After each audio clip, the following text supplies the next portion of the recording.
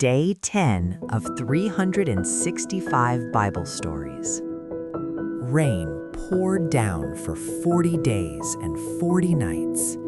The floodwaters rose higher and higher until even the tallest mountain peaks disappeared beneath the water. Nothing on the earth survived. Only Noah, his family, and the animals were saved. Through it all, God was watching over them. When the rain finally stopped, Noah waited and then sent out a raven to search for dry land. The raven flew out, but it found nowhere to land and soon returned to the ark.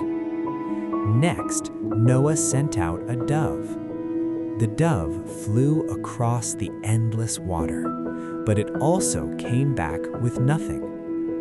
After some time, Noah sent the dove out again. This time, it returned carrying an olive branch in its beak. Land had been found.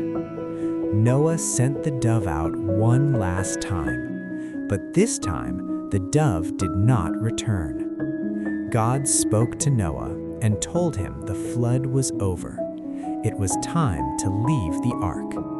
Noah opened the great door and called everyone out. The animals stepped onto dry land, stretching their legs and breathing in the fresh, clean air.